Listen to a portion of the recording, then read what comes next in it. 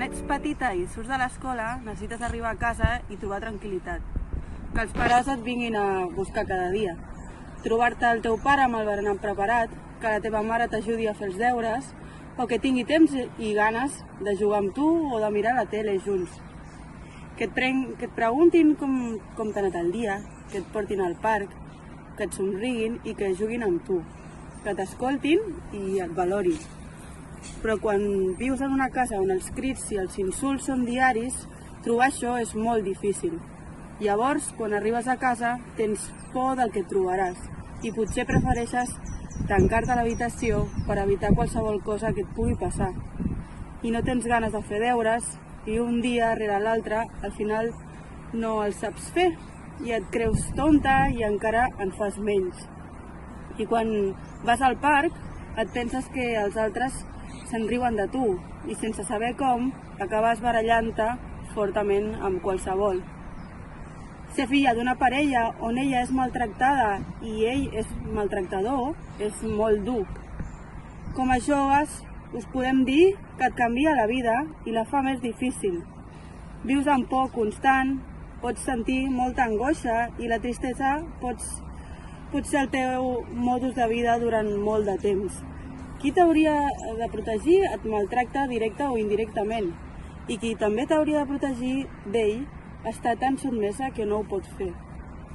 Quan veus que les persones que més estimes es tracten tan malament, et sents inútil, perquè t'agradaria acabar amb allò, de veritat que voldries, però no ho pots fer. No pots fer res, i sents ràbia i molta impotència. No és una vida normal. Res pot ser normal quan el teu pare t'ensenya a maltractar a una dona i tu no saps si aprendràs a ser com ell o a ser tot el contrari. Per tot això, com a joves, demanem a tots els homes adults que deixin de maltractar i a les dones que s'atreveixin a alliberar-se. Als veïns i veïnes a que no es quedin mirant sense fer res.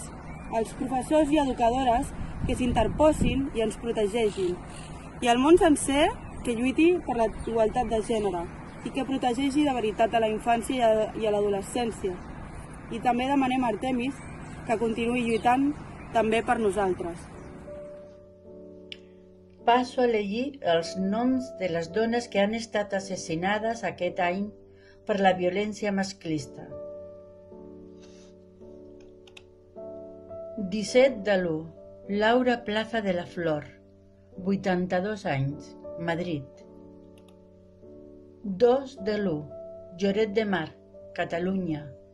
Elena Caixescaya, 44 anys. 25 de l'1. Badia del Vallès, Catalunya.